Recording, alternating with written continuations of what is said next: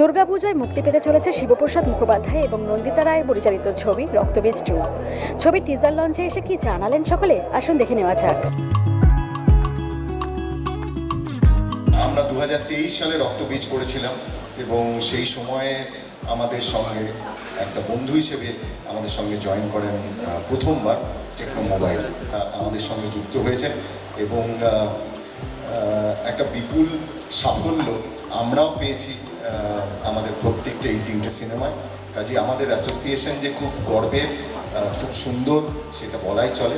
প্রত্যেকবারের মতন আমাদের কাছে একটা নতুন ছবি মানে নতুন এক্সাইটমেন্ট, নতুন আশা এবং নতুন প্রত্যাশা।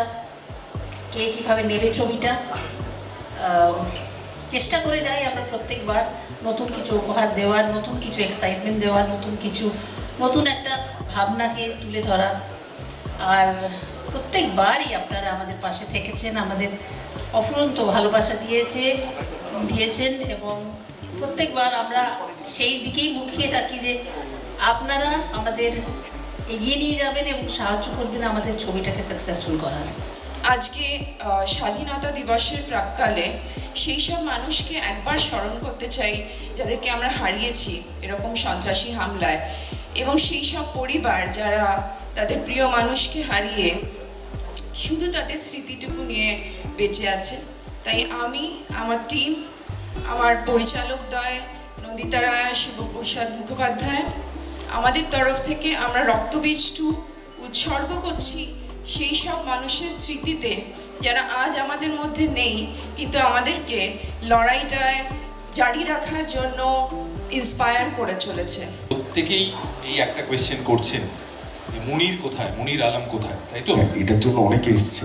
হ্যাঁ, আমরাও খুঁজছি। তবে আমার মনে হয় মুনির আলমকে দেখার আগে আমাদেরকে আজকে যে কারণে আসা সেই টিজারটা একবার দেখতে হবে, তারপরে আমরা দেখতে পাবো মুনির আলম কোথায় বা মুনির আলম কি।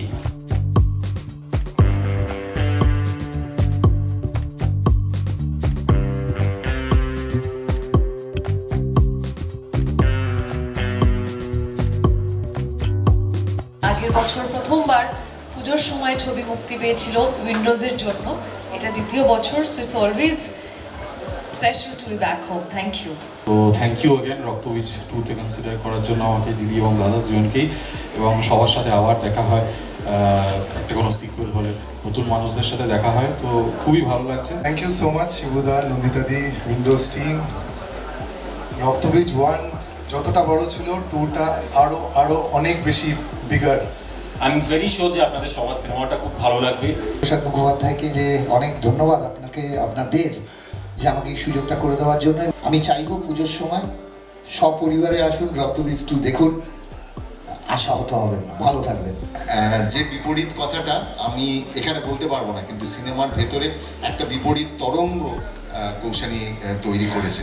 যে কোনো আর্টিস্টের জন্যই আমার মনে হয় পুজোয় কোনো ছবি মুক্তি পাওয়াটা একটা অনেক বড় পাওনা। তো সেই জায়গায় 2024 অ্যান্ড দেন 2025 এর থেকে বড় কিছু হতে পারে না। আয়েশার চরিত্র নিয়ে খুব কিছু বলতে পারবো না, বিকজ রক্তবীজ যারা দেখেছে, মানে পুরো গোটা বাংলা দেখেছে অবভিয়াসলি, কিন্তু রক্তবীজ 2 নিয়ে এটা বলতে পারি যে আরও অনেক বেশি ধামাকা, আরও অনেক বেশি এন্টারটেইনার। সবার উপরে সবার একসাথে পথ চলাই উইন্ডোজকে হয়তো এতটা এগিয়ে দিয়েছে আর এত সুন্দর সুন্দর গল্পের উপহার দিতে পেরেছে। এই ছবিটা পার্ট হওয়াটা, তার কারণ প্রথমে শিবুদা আমাকে জাস্ট একটা ক্যামিওর জন্য ফোন করেছিল রক্তবীজ পার্ট 1-এ, যেটা গান আছে, তো নাচ আমার খুব ভালো লাগে, তুই খুব ভালো নাচিস, আমার একটা ক্যামিও আছে, তুই করবি, এটা খুব ইন্টারেস্টিং গান।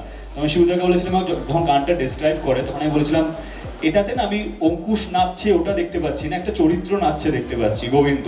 তো আমি এরকম কোনোদিন করিনি, আমার খুব ভালো লাগলো, আমি করবো শিবুদা, আমি তোমার জন্য করবো। রক্তবীজ সাফল্যের পর দর্শকরা অপেক্ষায় ছিলেন কবে বেরোবে রক্তবীজ 2। অবশেষে অপেক্ষার অবসান ঘটিয়ে মুক্তি পাচ্ছে এই ছবি। এই ছবিতেও আবির চট্টোপাধ্যায়, মিমি চক্রবর্তীকে দেখা যাবে। এরকম আরও আপডেট পেতে আপনারা চোখ রাখুন আর্টিস্ট টিভি HD-তে।